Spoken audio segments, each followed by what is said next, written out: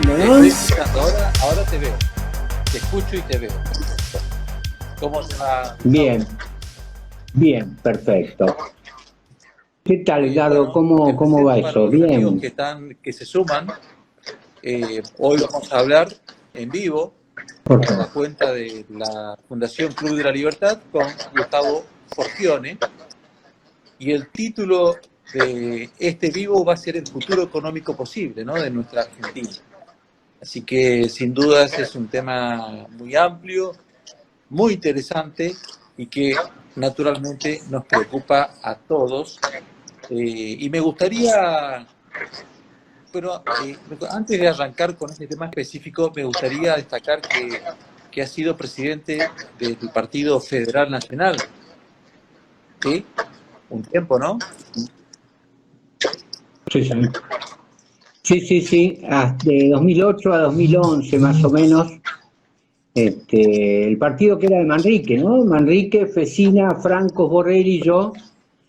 Y hasta que apareció Sabrina de Cubría y cambió la cosa. El Partido Federal ya pasó a ser una especie de sello, realmente Bueno, una habría que pena, ver ¿no?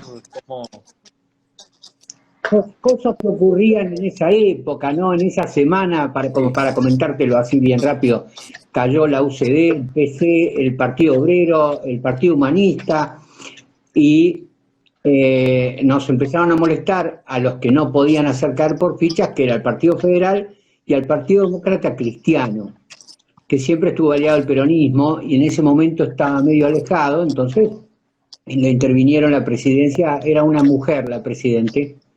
Y bueno, después me sacaron a mí porque hubo una Perfecto. cuestión interna, ¿no? Sé que también sos entendido en finanzas, así que qué mejor que arrancar con este tema específico del futuro económico posible. Días atrás ha habido un entendimiento, se ha alcanzado un entendimiento de Argentina con los acreedores. ¿Esto pensás que es positivo para Argentina? ¿Tendrá o tiene algún costo? ¿O rápidamente todos vamos a pasar a disfrutar de un paraíso tal como nos pinta el presidente? Claro, mira, tiene su historia, ¿no? O sea, nosotros somos un país que estamos endeudados ya hace muchos años, la deuda crece, nunca baja, jamás, por más que digan que no hay deuda ni pobres, los pobres los hubo siempre y la deuda también, y va a seguir creciendo lamentablemente. Yo hoy en algún momento te comenté cuando hablamos por teléfono que este acuerdo que se estuvo festejando tanto hasta ayer, hoy no tanto, es como festejar que sacamos de la pena de muerte y lograron que nos dieran cadena perpetua. O sea, estamos mejor dentro de lo peor que podíamos estar, que es mucho, ¿no? Porque pensá que esto tiene una historia bastante larga y viene había que pagar el bono par y discount emitido hace 10, 15 años por una emisión de 25.000 millones. Este acuerdo, el gobierno ofreció 39.400 y terminó cerrando en 54.800 y un poco más. ¿Que es un buen acuerdo? Sí, es un buen acuerdo, pero no es para festejar, porque en definitiva la deuda hay que pagarla. Nosotros no debíamos hoy 54.800 millones, debíamos mucho menos. Pero el manejo fue tan grotesco. ¿Sabes qué me ocurre? Hace ya unos meses, cuando Kicillof dijo no podemos pagar la deuda. Estamos hablando de un mes de gobierno. Que va un mes de gobierno, no vamos a pagar la deuda. Esa deuda que no podía pagar eran 200 millones. Estamos hablando que tenía que pagar 4.000 o 3.000 millones, terminó pagándolos. ¿Qué pasa? El manejo lo hicieron como un vendedor de autos usados, ¿viste? Que arranca y tira para arriba, tira para abajo, negocia de cualquier manera como si estuviera vendiendo naranjas en un mercadito. Y claro, llega un momento que cuando vos estás tratando de negociar con el que te va a prestar, porque en definitiva es eso lo que estamos haciendo, vos tenés que decir, sí, nosotros vamos a pagar. Después si no podés pagar es otra cosa, vas a ir a pedirle a otro barato. Ahora, si vos arrancás a las patadas. Es como cuando tenés un problema en la tarjeta y vas al banco y le decís, mire, ¿me puede financiar 2 meses? No vas a ir a patearle el escritorio al tipo a decirle, mira, yo a vos no te pago, porque vos sos un buitre y todas esas cosas. Porque el tipo en definitiva es el que te está prestando. Es decir, esta deuda que nosotros vamos a tener que pagar ahora de estos 54.800 que los vamos a patear para adelante, se suma a las deudas que tenemos que pagar. Porque no es solamente eso la deuda son 300 y pico de mil, que viene de largo, ¿no? Vos pensás que cuando se decía se redujo la deuda externa, en realidad no se había reducido nada, porque dijeron arreglamos con esto en 2005, 2007, pero quedaban los holdouts. Y hay un decreto muy curioso de Néstor Kirchner que decía el cálculo de la deuda externa que se presenta cada 90 días, en realidad hasta la cuenta está todos los meses, pero cada 90 días, como es el presupuesto, cada 90 días, las partidas, se hacía cada 90 días. Que no figuren los holdouts. No figuraba la deuda con los holdouts. Entonces, claro, en los papeles, la deuda había bajado, no había bajado nada. Porque eso después hubo que pagarlo. Recordemos cuando asumió Macri, para salir del default tuvo que pagar 26.000 más unos cuantos miles de millones más, terminaron siendo 34.000. Que es en definitiva lo del fondo, porque el fondo son 42.000 y pico de millones lo que finalmente nos prestaron, que todavía quedan 7.000. Hay que ver si el fondo ahora le desembolsa esos 7.000 millones, que sería algo muy bueno, para completar los 54.000. Son casi 10.000 millones que entrarían como para pagar por lo menos la deuda que falta pagar de acá a fin de año, ¿no? Eso sería una buena pegada. Que yo creo que el presidente va a negociar ahora con el fondo, porque no podían pagar 3.000 millones, menos van a poder pagar toda la deuda que viene atrás, ¿no? O sea, son muchos números. Ahora la pregunta ¿es posible pagar esto? Porque ya sabemos que no hay mercado de capitales. Argentina, cuando vemos la historia financiera nuestra, en 2002 pasamos a ser un país pobre y en 2008 paupérrimo, porque perdimos el mercado de capitales cuando no se estatizó ni se expropió, cuando se incautaron los fondos privados de jubilaciones y pensiones. Todo eso que hizo, sacó 94.000 millones del mercado. Un mercado que estaba girando y que hacía que si el mercado y el Estado necesitaba dinero, lo tomaba del mercado de capitales propio. Al perder esa posibilidad, y bueno, ¿qué hicieron? Fueron a Venezuela, a pedir a Venezuela. Fue una cosa bastante grotesca, pero funcionó por un momento. Y después en 2009, 2010 se explotó. Lo que pasa es que ahí empezó lo que está ocurriendo ahora, que es el mercado de cambio policial. Es decir, al que compra más de $200 lo ejecutan. Al que compra los dólares, como me pasó a mí el otro día, pues yo jamás compré dólares, los compré la vez pasada porque tenía unos pesos de que voy a comprar $200. Y hay que llenar la declaración jurada con 3 puntos que te dice no voy a operar en dólar en el exterior, no voy a hacer esto, no voy a hacer el otro, y no, yo no opero en el exterior, por lo menos por el momento. Entonces sí, fui y compré los dólares, pero quedás pegado con un montón de cosas. Y después para comprar más, y tenés que ir al mercado negro, ¿sí? Que ahí sí hay mercado. Porque hay una cosa que no entiende este gobierno, ni ningún gobierno populista, que es esto de la definición de precio. Precio es lo que está dispuesto a pagar el que va a comprar un bien o servicio. No es lo que pone el Estado o lo que pone el tipo. Yo voy al supermercado chino a comprar vino porque está más barato en Carrefour. Ahora, si voy a Carrefour y veo el vino, no lo compro. ¿Por qué? Porque no estoy dispuesto a pagar ese precio. Entonces voy a otro lado o no tomo vino. Pero el precio se define así, es decir, si nadie le compra a un mercado, o deja de vender vino o baja el precio. A ese respecto, entonces, esa definición de precio no la tienen clara. Hay un libro de 4.000 años de fijación de precios, y también el otro día, haciendo Claro. un homenaje al padre Juan de Mariana, allá por el 1600, de la escuela de Salamanca, que hablaba de cuando el rey fijaba, para evitar el efecto inflacionario por la manipulación de las monedas de vellón, provocaba inflación, para evitar el efecto de la inflación, fijaba precios, lo que producía escasez. Claro. O sea, está probado, históricamente está probado que esto Sin que duda. implementa Bueno, este mira, gobierno no funciona.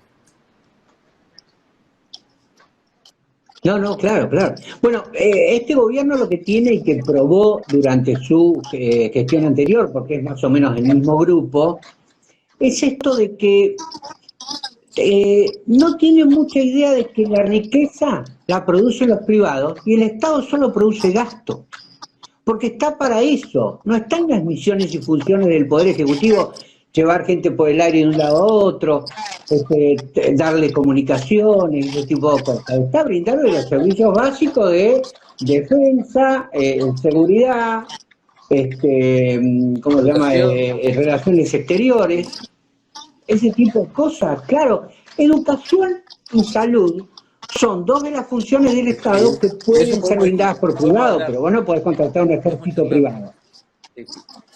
tranquilamente. Claro, sí, sí, sí. Es decir, uno puede brindar ese servicio porque no es monopolio del Estado. En cambio, la seguridad, la defensa, la justicia, la moneda, eso sí. La moneda podría estar por verse. Yo soy partidario que la moneda la tenga el Estado, pero por una cuestión práctica, no ideológica, ¿sí? Pero es claro que, que el único, ¿de qué se nutre un Estado? Del impuesto que paga el privado. Porque ese es el principio básico de restricción del presupuesto.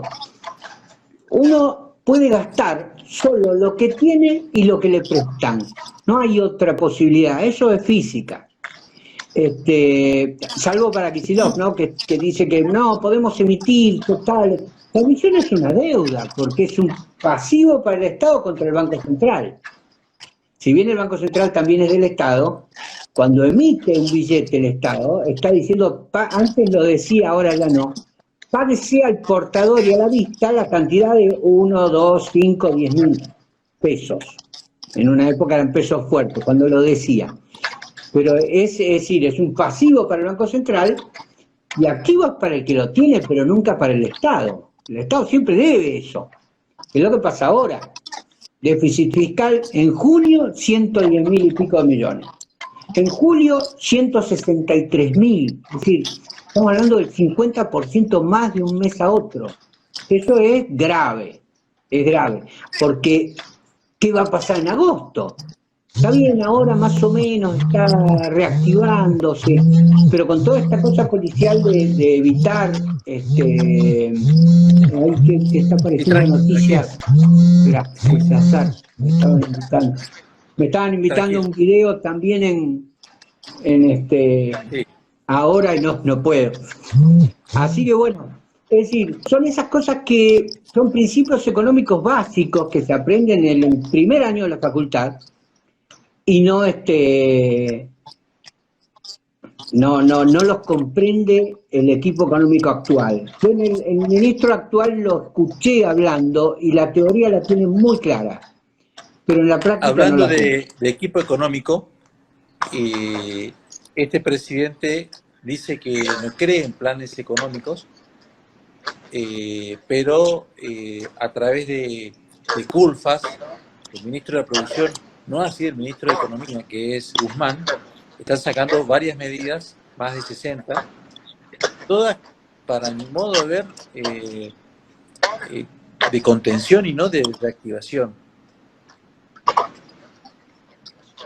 Sí, hay muchas que son de restricción sobre todo, y eso es bastante complicado. Lo curioso del presidente, ya que citás esto que dijo, el mismo día que habló con el Financial Times y dijo que él no creía en los planes, dijo que tenía 3 planes. Entonces no sabemos a qué Fernández creerle. Nos pasó cuando él era candidato, decía, ¿a cuál le creo? ¿Al que está con Cristina o al que decía que Cristina era una delincuente? ¿Al que estaba con el tema de Maldonado de una forma o Maldonado de la otra? Es decir, él va como por un andarivel demasiado ancho, ¿no? Porque uno puede tener algún, bueno, mire, en realidad podemos hacer determinada cosa, podemos flaquear en el gasto en tal cosa, pero no decir voy a restringir el gasto un 100% y después gastar el 200%, porque entonces no tiene confiabilidad. Y eso es lo que pasa con este acuerdo. Uno dice, bueno, va a bajar el riesgo país. No, el riesgo país está en 2.100 puntos. Después de arreglar el tema de la deuda, teóricamente, yo espero que no sea un blef, porque mañana va a salir el decreto. ¿Sí? El ministro de Economía dijo que mañana sale el decreto donde se establece que se va a hacer este arreglo por el cual se iba a empezar a pagar el año que viene. Pero claro, todo eso tiene que tener un presupuesto que no tenemos. A ver, este gobierno está funcionando sin presupuesto. Eso no ocurre desde hace muchísimos años. Yo me acuerdo en el 91, fue el primer año de muchos en los que se hizo un presupuesto para el año. 92, 93, 94, hasta ahora. No hay presupuesto. Estamos funcionando con el presupuesto del año pasado, con un dólar calculado cuando se hizo en 24 pesos, y ahora lo tenemos para el Estado 76,75, para quien quiere comprar más de $200, 130, 120, 140. Claro, no tiene, sí, ni siquiera hay un precio, eso es lo terrible, porque no hay un mercado, es un mercado negro, como el de las armas ilegales o la droga, exactamente igual. Ahora, la diferencia es que es menos dañino. Pensando en esto de que decís, Gustavo, de que no tenemos presupuesto, nos estamos manejando con el albedrío del jefe de gabinete, en un marco en donde la presión desmedida, en parte justificada por la pandemia, pero en parte pensando también de que este país carece absolutamente de instrumentos para absorber la cantidad de pesos que inunda el mercado. No, sin duda, eso se va a transmitir en precios. Siempre cuando, pues esto es una balanza, ¿sí? La inflación, ¿por qué se produce? Uno tiene un líquido para gastar, que es papel, en realidad, y eso se pone en la misma balanza de la producción. La producción no aumentó, sino que bajó. La producción de bienes y servicios. Lo que aumentó fue la cantidad de papel. Bueno, esos precios van a igualar esa masa. Es como la oferta y demanda global.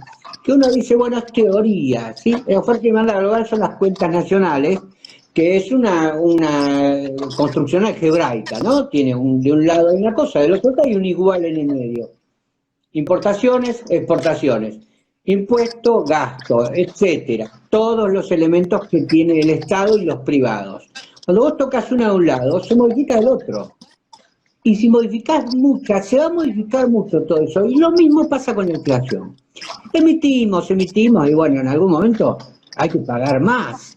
Porque como la cuenta corriente de uno trata siempre para comprender los fenómenos económicos, es muy bueno hacerlo con la economía de uno, o los que vivimos en un edificio con el consorcio de propietarios. Es decir, lo que no pone uno lo tiene que poner otro. Y sobre todo, esto de la cantidad de dinero. Si uno tiene una cuenta corriente y emite cheques para comprar y gastar, y el ingreso es menor, llega un momento que el interés va a superar lo que uno puede llegar a pagar. Así como nos pasa con la deuda, le pasa a un particular. Es decir, es serio. Y esto de emitir, ¿qué tiene? Y bueno, después licúa por otro lado. Porque si bien va a pagar más en bienes, va a pagar menos como los sueldos no van a aumentar al mismo nivel, va a pagar menos en sueldo. Entonces ahorra ahí. O con los jubilados, como hizo este gobierno, ¿no? Que, bueno, vamos a ajustar por inflación, dijeron. Rompieron la plaza del Congreso porque era una barbaridad la cuenta, esto que lo otro. Ahora que la inflación subió, resulta que los jubilados cobran el 6%. ¿Cuándo hubo 6% de inflación? En el año. No. O en 6 meses. Porque creo que 3 o 6 meses. Es lo mismo. La depreciación de lo que va a una jubilación hoy es grotesca. Pero es la forma, a ver, es la forma. Cuando vos ves por qué este desastre de la deuda, y es este tipo de gobiernos no pagan la deuda, no la pagan. Si no tienen un ingreso por nueva deuda, no De lo van a hecho, pagar. ¿Entendés? O yo, sea, el ingreso que y en viene es todo para caso, pagar los intereses. te No mentiré quieren si pagar. no es así. De hecho, esta reestructuración está armada como para que sea el presidente que se elija en el 2023 que afronte los capitales e intereses. ¿Puede ser? Bueno, una de las posiciones fue esa en las que tuvieron que ceder, porque el plan original era pagar, yo no me acuerdo, lo tengo por ahí anotado, eran 36.000 y pico, ¿no? 39.400, pero con 2 años de gracia. Le dijeron, no, 2 años de gracia no, porque Argentina no es un país de largo plazo, es un país de Así es. cortísimo plazo. ¿Sí? Lo de los plazos es muy cómico, es decir, en Argentina ya hace muchos años que el corto plazo es una semana, el mediano plazo es un mes y el largo plazo es un año, cuando en el mundo el largo plazo son 30 años. ¿Sí? Y el mediano puede llegar a ser 5.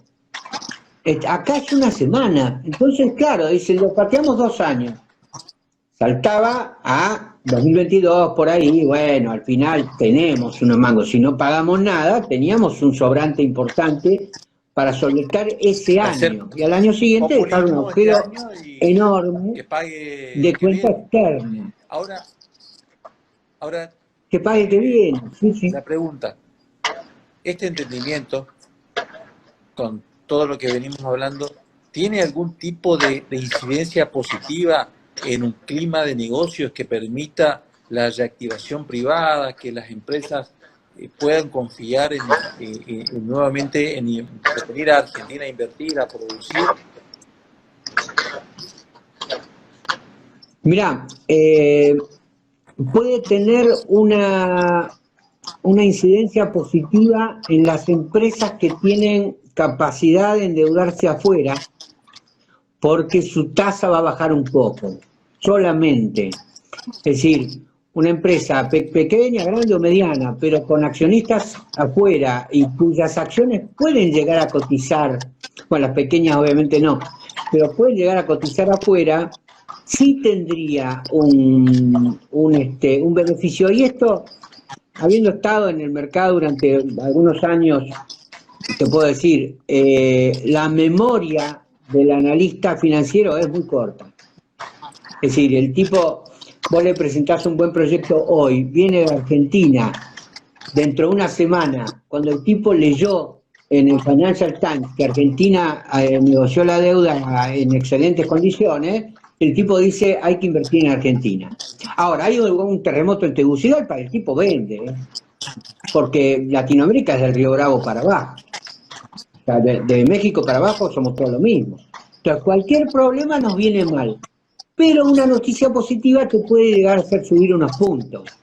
No es el caso con el riesgo país, que sigue en 2100, que yo pensé que iba a bajar un poco. Pero ¿qué pasó? Vos fíjate en el cortísimo plazo. Ayer las acciones subieron casi 2 dígitos. El 8% acá, hubo acciones que en Wall Street, acciones argentinas en Wall Street, que subieron el 11, 12%, hoy bajaron. Y cayeron mucho. La bolsa bajó en promedio el Merval 2,60, que es mucho. Después de haber subido, importante, bueno, vos decís, pero en la semana más o menos sube. Sí, pero ¿y si mañana baja un poquito más? Ya estamos de nuevo en Pasó con el el dólar. preacuerdo. Entonces, ¿fue bueno? Sí, fue bueno para el que tenía ganas de salir de la bolsa y dijo, este es el momento, me subió un 6%, vendí todo. Y listo. Se alzó con su capital, compró dólares más baratos y los venderá dentro de una semana. Porque si la parte financiera es muy corta, ¿no? Cuando se trata de especulación, inversión es otra cosa. Es decir, inversión yo no lo considero por lo menos la compra de divisas, porque vos comprás 100 y seguís teniendo 100. Entonces, es un ahorro, pero no es inversión. Es decir, uno no invierte en dólares o en yenes. puede especular, dice, bueno, invierto para que suba, pero yo voy a tener $100. Compré 100, voy a tener 100 cuando los venda. También el caso de las acciones es distinto. Vos estás comprando producción, algo que su valor va a crecer. Normalmente crece. Ahora, salvo periodos nefastos, ¿no? Como nos ocurrió vivir muchas veces. Y más ahora que el mercado es muy chico. Después del desastre de la CJP, el mercado pasó a ser, te diría, algo muy liviano. Por eso llegó en algún momento, se operó más en Wall Street que acá. Acciones argentinas me refiero, ¿no? Y la capitalización de las empresas se fue para abajo. El caso de YPF, acordate en los 90. Vos fíjate la diferencia de tasa. La tasa te la da, es el precio del dinero. Como el Estado es tomador, el precio es alto, porque toma a cualquier precio. Como el Estado no le importa la eficiencia económica cuando un gobierno es irresponsable, paga cualquier precio. Entonces te paga una tasa del 40, del 60, del 80. Cuando Argentina tenía buena tasa, que fue en el año 91, 92, que se privatizó YPF, YPF emitía acciones, pasó a valer 50 y pico de mil millones de dólares. YPF, con una tasa local del 6,5, 7%, emitió acciones para comprar Maxus. Maxus era una empresa más grande que YPF. ¿Qué pasó? Vinieron los 90, 90 y pico, 2000, y el nuevo dueño de YPF, que era Repsol, a ver, cuando Repsol compró, perdón, iba a esto, rebobino un poquito, YPF compró Maxus, ¿sí? Se volvió una empresa carísima. Repsol, que eran solamente estaciones de servicio y necesitaba reservas en el mundo, compra YPF con Maxus adentro. ¿Por qué? Porque acá la tasa estaba subiendo y en España estaba bajando, porque España había entrado a mediados de los 90 en la Unión Europea, pasó a tener una tasa del 3%. Con una tasa del 3% cualquier inversión, vos podés tener una tasa de retorno contable, no la interna, sino la contable, que es la tasa directa, es decir, lo dividís por año, toda la tasa de 30 años. Entonces, Repsol compró a Maxus con YPF adentro. Vinieron los 2000, la mitad de YPF la compra el Estado y la otra mitad los amigos de los Kirchner, que es el grupo Kirchner, en definitiva, el dueño de la mitad de YPF, el 49% y el 51% es el Estado. Y hoy vale 8.000 millones, 11.000 millones, 9.000, según el día, algo que valía 50 y pico de mil. Entonces, esa capitalización es la que están teniendo las empresas argentinas. Uno se fija en sociedades que cotizan en bolsa acá, salvo Mirgor, que tuvo una subida infernal de 1.400% en un año, el resto vos ves que están en pesos, en valores de hace años. Por este tipo de cosas, es decir, no tenemos un programa claro, no tenemos un respeto de las instituciones básicas claras. Hay gente que no lo cree, pero esto de que salga Zaffaroni a decir hay que modificar la Constitución porque esta no nos conviene, eso hace que cualquier tipo que leyó esa noticia dice, no, yo invierto en Uruguay. Pero obviamente, es clarísimo, al no tener un parámetro claro, sobre todo no respetando instituciones básicas como es la Constitución, que es la primera ley, es decir, el presidente tiene la función que tiene porque se le otorga la Constitución. Si no fuera por la Constitución no sería presidente, sería otra cosa. Es decir, es anterior a la política, a la Constitución. Tenemos que respetarla. Hay un índice de constitucionalidad que lo hace Orlando Ferreres, que sería bueno buscarlo. Así que los que están escuchando pueden buscarlo en Google. Creo que se llama Índice de Constitucionalidad y es de Orlando, lo presenta Orlando Ferreres, que es maravilloso. Era un índice que termina siendo lo que valen las empresas cuando uno las crea. Es tal cual, es decir, vos en Argentina ponés una empresa cualquiera, gastronómica, lo que fuera. Fundaste la empresa y al otro día si la vendés la tenés que vender más barata. En Estados Unidos es 3 veces, en Alemania es 5 veces, en Japón es 24 veces. Y vos lograste poner una empresa que empezó a funcionar y que está vendiendo, y la podés vender a 24 veces su precio. Está bien, Japón tiene tasa negativa, ¿sí? Ya hace bastante. Como los bonos suizos, esos que yo no entiendo quién puede comprarlo, pero se emite el bono a 100 y no Claro, y te devuelve aparte también 90. el índice de Es decir, riesgo el país bono, hace que las empresas argentinas valgan menos. pero sin duda, claro, claro, porque lo que indica el riesgo país es la diferencia de bonos de largo. El bono de largo es 30 años, más o menos 10 años. Entonces vos, con Estados Unidos, ¿no? Que se supone que son los bonos más seguros. Ahora con Trump no sé, pero se supone que son los bonos más seguros. Entonces, ¿qué hace, qué hace el índice? Dice, la diferencia entre el bono argentino y este bono es de tantos puntos, 500, 800 dólares. Obviamente le sacás 2 ceros, es el 21%, el 30%, el 40%. Esa es la diferencia, es decir, hace una paridad con el bono de Estados Unidos. Si el bono de Estados Unidos está 3%, perdón, está al 95 y vos estás al 75, tu riesgo país es de 20, es decir, 2000, que es lo que nos está pasando ahora. Y todo esto por estos manejos de la deuda, que si yo no pago porque soy guapo y no les pago. Y después resulta que le tenés que llenar la cara al billete para poder tener crédito externo, cuando lo que tendrían que haber hecho era al revés. Es decir, la voluntad de pago, vamos a honrar la deuda, y vamos a honrar la deuda, la tasa baja, porque dicen, bueno, este es un tipo. Porque en definitiva, lo que dice un político a cargo del Poder Ejecutivo es muy importante para quien va a invertir en un país. Cuando vas a comprar un bono, estás invirtiendo en un país. Y si, hay gente que no invierte, aun cuando le pagues el 40%. Y eso es lamentable. Porque no hay, claro, no tenemos mercado propio, tenemos que recurrir al mercado más complicado que es el externo internacional, Wall Street, Frankfurt, Aparte hay un etcétera, ¿no? costado Zurich. institucional, como bien habías hecho referencia vos, Gustavo, un costado institucional en donde hoy por hoy también, así como se considera que día a día el billete, el papel, el peso argentino se devalúa, también la normativa argentina, el derecho argentino, día a día se está devaluando. Por eso es que cualquier contrato millonario lo ponen Sí, con jurisdicción en Estados Unidos, en Londres, porque son países creíbles, con instituciones fuertes y justas, donde claro, se hace cumplir el contrato. fíjate, claro, fíjate vos lo que pasó con Vicentín.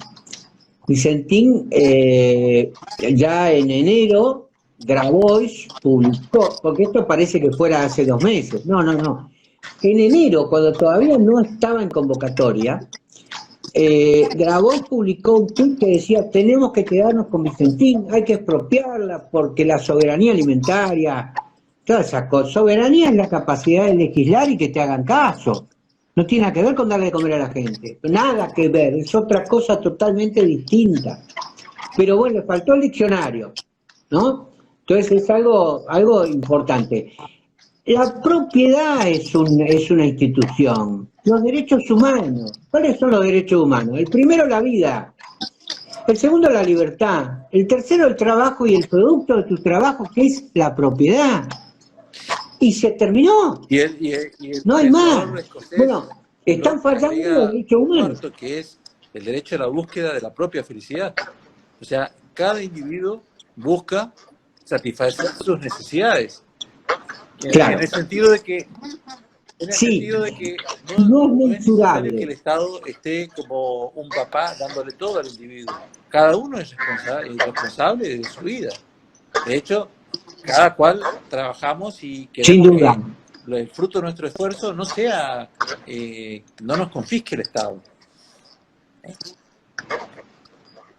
No, no, claro. Vos fijate lo que ocurrió, no sé si fue ayer o antes de ayer, con este decreto que te indica quién se puede juntar en tu casa.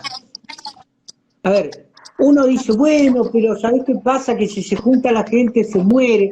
Primero que no es así, porque salvo que todos seamos medio tontos y no sepamos cuidarnos, bueno. Y después, ¿cómo el Estado, el presidente por decreto, va a hacer dos cuestiones? Primero, legislar dentro de tu casa, no puede hacerlo, lo hizo igual. Y después, legislar en materia penal, lo tiene prohibido por la Constitución. Porque el decreto no es un decreto ley, es un decreto, por más que sea de necesidad de urgencia al referéndum del Congreso, es un decreto. Es decir, el presidente en su soledad firmó un decreto, que no es lo que ocurre, porque lo de Vicentín probó que Fernández tiene una idea y le ponen adelante un papel y lo firma, como el caso de Vicentín. Él 3 días antes había dicho, no, son ideas locas, eso es un disparate. Y resulta que a los 3 días va y saca el decreto este. Bueno, ese es el respeto a las instituciones que estabas diciendo vos. No hay institucionalidad. Es decir, yo estoy diciendo algo en contra de mi norma fundamental, que es la que le da sentido a mi gobierno. Porque sin constitución el gobierno no tiene ningún sentido. De hecho, la misma constitución lo dice. A donde se alce alguien ilegalmente contra la constitución, es nulo de nulidad absoluta, taxativamente. Entonces guarda con esto de que el presidente legisle. Yo no le voy a hacer caso, no le voy a hacer caso. Es decir, es más, yo vivo solo y no con un gato y no no vienen visitas. Pero si yo quiero lo haría. Estoy pensando en traer visitas a mi casa. Nada más que para hacerle entender que no funciona esto de meterte en la vida del otro. Es decir, mi vida es mía. Yo soy responsable por mi vida. Pero claro, el papá Estado está siempre, ¿viste? Ahí. Es la cuestión de la reforma laboral, la flexibilización laboral que necesitan las pymes y los inversores para poder llevar adelante con tranquilidad sus inversiones. Claro, lo que pasa es que, es decir, cuando un gobierno populista asume, normalmente necesita el voto de esa gente, que son los sindicalistas, los que generan esta cuestión. Entonces queda pegado con esa gente y no le puede dar el brazo a torcer, andar a decirle que no a 3 o 4 sindicalistas. Vos fijate lo que le pasó al presidente. Estaban diciendo en provincia que estaban evaluando la posibilidad de volver a clase, de que los chicos vuelvan a clase, y salió Baradel así de ninguna manera. O sea, ¿quién gobierna? Baradel. Ni Kicillof, ni Fernández. ¿Por qué? Y porque Baradel tuvo que pedirle a Macri antes de irse 150% de aumento, y cuando asumió Fernández pidió 14. El mejor exponente del emprendedurismo argentino, Galperín, hoy por hoy se fue a Uruguay. Ah, no, sin duda. Pero claro, es que es lo que hace mucha gente. No hay forma, a ver, porque volvemos a eso que te decía antes, de que la riqueza la producen los privados y el Estado solo gasta. Cuando yo estoy pagando impuestos, porque soy el que paga para el gasto, y veo que el gasto aumenta y los impuestos bajan, la única solución es o bajar el gasto o generar un nuevo impuesto. Y no hay interés de bajar el gasto, porque de hecho la idea es subirlo. Así que, como empresario, yo no me voy a ir del país nunca, ¿no? Pero como empresario, uno piensa, y yo me la tomo, porque encima que estoy justo con el impuesto, me ponen uno más, perdí todo. No, claro, es que ya no es negocio producir, nadie pone plata para producir, salvo, y esto sí ocurre en el mundo, que vos tengas la capacidad de emitir acciones para comprar otra cosa y que eso te genere una expectativa de mejora. No importa si la genera efectivamente, pero que genere una expectativa de mejora. Eso ocurre mucho. Es decir, hay empresas como Facebook, por ejemplo, y la gente compraba acciones de Facebook, subía. Dividendos, cero. Utilidad, cero. Es decir, tenía déficit, seguía emitiendo. Decir que ellos dicen, bueno, vamos a cobrar $1 la publicidad y ahí pasa a ganar en total el 2% del capital, el Pregunto, 3%, Gustavo, que es una pregunto, fortuna, ¿no? ¿vos crees que lo que está haciendo este presidente en materia económica, estos parches, es una película que ya la hemos visto y en forma aplicada? Y sí, es una repetición. Proyecto de expropiación. A ver, este presidente es muy parecido a Néstor. Tiene algún nivel de diálogo, pero un diálogo muy agresivo, pero lo tiene, cosa que no tenía Cristina. Cristina no hablaba con nadie. Se mandaba a sus soldados, ¿no? A hablar y a hacer los negocios. Debido, Parrilli, ese tipo de gente. Y unos cuantos más, bueno, Vudú en su momento, fue un alfil de Cristina, le salió mal, pero ella no hablaba con nadie. Es decir, este presidente es como podía ser Macri y hasta Néstor, que hay que hablar con la UIA, hablo con la UIA. Néstor era un grosero, no creo que sea tan grosero. Néstor era un grosero que insultaba a la gente, o sea, lo maltrataba a quienes los iban a ver, sean periodistas, bueno, los periodistas cuando escuchás las reuniones con Néstor era ¿Vos de considerás querer pegarle, o vos sea, considerás algo que estas muy. cuestiones en materia económica, sobre todo, es de una heterodoxia que viene del cristianismo puro? Sí, mirá, en este momento Cristina está manejando todo lo que es energía. Eso es algo exclusivo de Cristina. De hecho, cuando necesitaron una opinión, lo llamaron a Galucho, que estaba en México, y lo llamó Cristina, porque es persona de Cristina. Aparte yo sostengo que no lo puedo probar ahora porque no tengo los papeles, pero que 49% es de ellos, es del grupo Kirchner.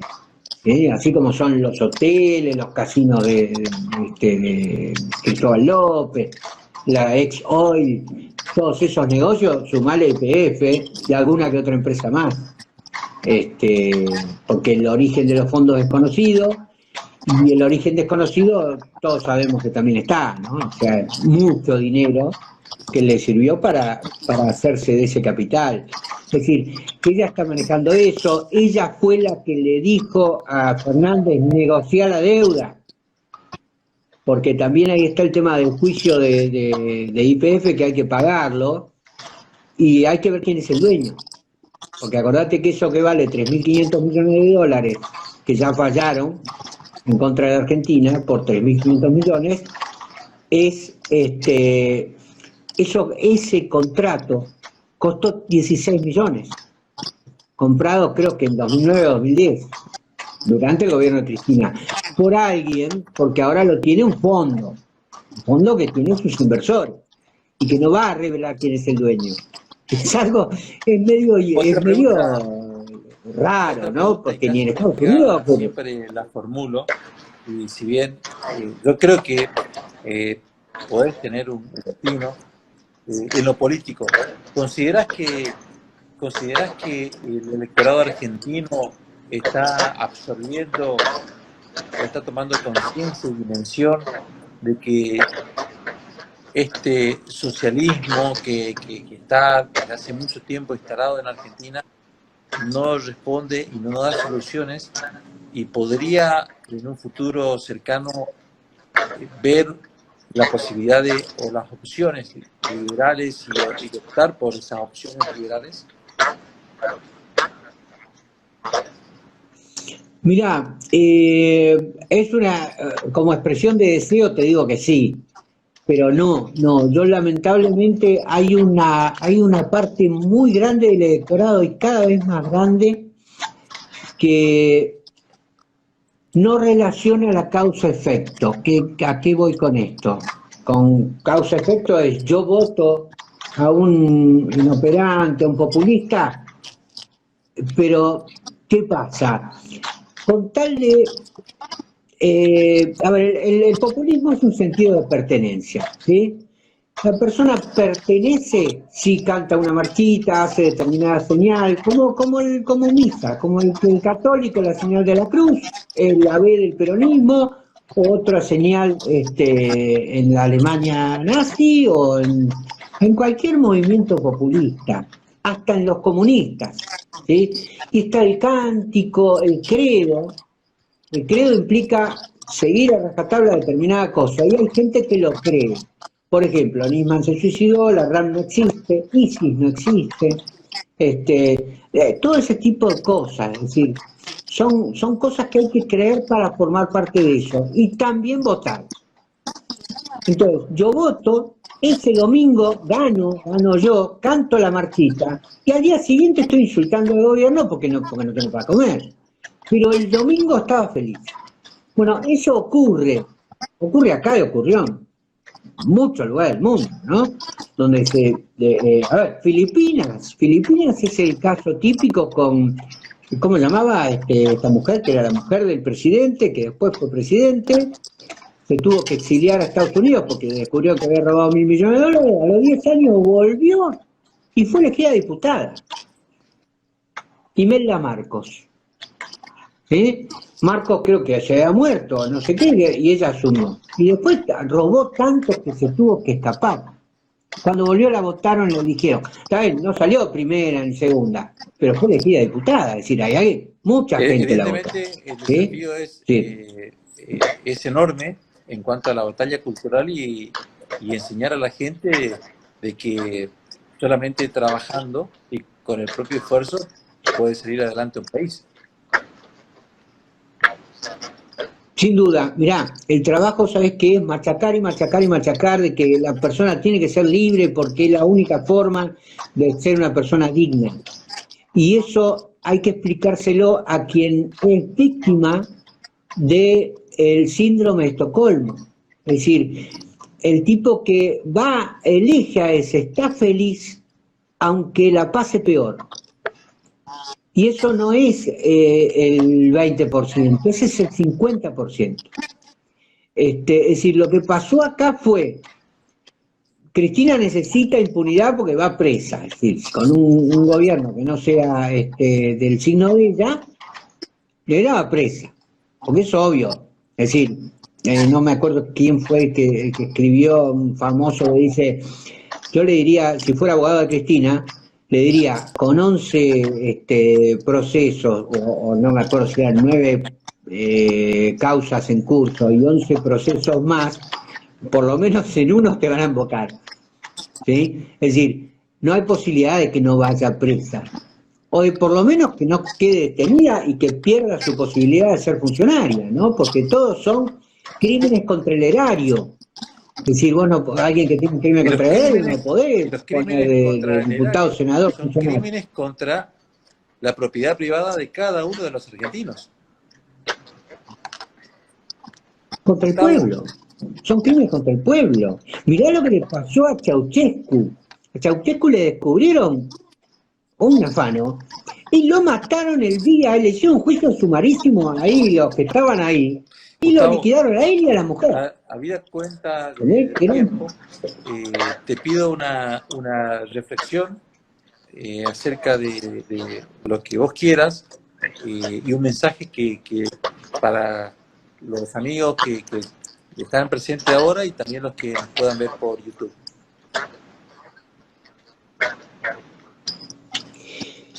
Bueno, difícil resumirlo, ¿no? Pero es decir, lo primero que tengamos fe que en algún momento podamos ser un país medianamente sensato, no perfecto porque no lo hay, no lo va a haber nunca, pero sí tratar de divulgar las ideas de libertad. Las ideas de libertad no es más que tratar de conocer la verdad sin tapujos, ¿sí? Es decir, si yo me traigo algún prurito atrás, entonces no hablo de determinado tema porque sí, no me sirve.